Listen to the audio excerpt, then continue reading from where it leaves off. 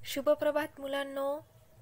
आज आपण मराठीचा पाठ शिकणार आहे. तुमचं हे मराठीचं पुस्तक आनंदी मराठी पाठ्यपुस्तक. त्यातून आपण आपला 9वा पाठ शिकूया. त्याचं नाव आहे संत एकनाथ. मुलांना माहिती आहे, आपली महाराष्ट्राची भूमीला संतांची नगरी सुद्धा म्हटलं जातं. कारण आपल्या महाराष्ट्रात अनेक संत होऊन गेले. संत एकनाथ, संत रामदास स्वामी, संत नरहरी महाराज, संत तुकडोजी, असे सगळे अनेक संत होऊन गेले. संत मुक्ताबाई. त्यातून आज आपण संत एकनाथ यांच्या बद्दल थोडीशी माहिती मिळवूया. तर ह्या पाठात संत एकनाथ हे कसे होते याबद्दल आपण शिकूया आणि त्यांच्या वागण्यातून आपल्याला कोणती शिकवण मिळते हे जाणून घेऊया. चला मुलांना, आपण आता पाठाला सुरुवात करूया. संत एकनाथ हे बालपणापासूनच हुशार आणि शांत स्वभावाचे होते. त्यांचा जन्म 1533 मध्ये झाला. त्यांच्या वडिलांचे नाव सूर्यनारायण आणि आईचे नाव रुक्मिणीबाई असे होते. संत एकनाथ हे लहानपणापासूनच हुशार होते. असं ते खूप शांत स्वभावाचे पण होते. म्हणजे त्यांच्यात ते वचवच करत नसतात. ते खूप शांत अभ्यासू होते. ते खूप, म्हणून ते हुशार होते आणि शांतही होते. त्यांचा जन्म 1533 मध्ये झाला आहे.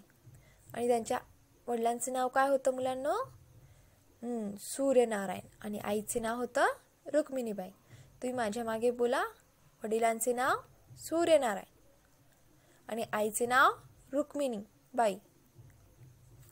त्यांनी अनेक ग्रंथांचा अभ्यास केला. ते त्यांच्या प्रवचनातून समाज प्रबोधन करीत असत. त्यांची भारुडेही जगप्रसिद्ध आहेत. संत तुकारामांनी अनेक ग्रंथांचा अभ्यास केला, जे खूप मोठे मोठे ग्रंथ असतात. आपल्या पूर्वीच्या जे संत किंवा महाराज होऊन गेले, त्यांनी खूप छान छान ग्रंथ लिहिलेत. तुम्ही मोठे व्हाल ना, तेव्हा तुम्ही ग्रंथ वाचा, तेव्हा तुम्हाला समजेल. त्यांनी तशा अनेक ग्रंथांचा अभ्यास केला. त्यातून त्यांनी प्रवचन, म्हणजे बघा, कीर्तन होतात तसं त्याला प्रवचन म्हणतात, तसे प्रवचन व्हायचे पहिले. आणि त्यांनी भारुडेही गाणे असतात, ते खेळखळ गाणे, म्हणजे ते गाण्याच्या स्वरूपातून लोकांना जनजागृती करायची कुठल्याही बाबतीत. मग ते म्हणजे समाजाला एक चांगला उद्देश ते भारुडातून, गाण्याच्या स्वरूपातून द्यायचे. आता बघा, हे छान असं गाणं आहे त्यांचं वालं, भारूड येते. अग अग अग विंचू चावला, काय बाई सांगू विंचू चावला, कुणाला सांगू विंचू चावला, विंचू चावला, विंचू चावला हो. असं त्यांचं एक भारूड आहे. हे खूप जगप्रसिद्ध भारूड आहे. तुम्ही तुमच्या मम्मी पप्पांना विचारू शकता. हे त्यांचे अत्यंत लोकप्रिय भारूड आहे. हे म्हणजे त्या काळी, म्हणजे त्यांनी लिहिले असतील ते 1560च्या आसपास लिहिले असतील, किंवा जसे मोठे झाले त्यांनी लिहिलं असेल.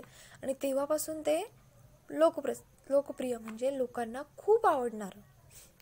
तुम्हाला पिक्चरमधले गाणे आवडतात, तसं ते लोकप्रिय, म्हणजे लोकांना ते खूप आवडायचं. कारण की तेव्हा पिक्चर, मूवीज नव्हत्या, चित्रपट नव्हते. तेव्हा फक्त हे भारुडे, गाणे, प्रवचन अशा सोयी होत्या.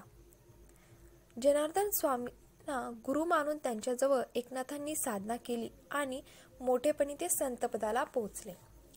जे संत एकनाथ होते ना, ते त्यांचे स्वामी कोण होते? जनार्दन स्वामी. तर ते त्यांच्याजवळच साधना करायचे. म्हणजे खूप विचार करू, ते साधना म्हणजे प्रॅक्टिस करणं, त्यांना पूजणं, त्यांचे जे जनार्दन स्वामी सांगायचे त्यांचं आचरण करणं, याला म्हणतात साधना करणे.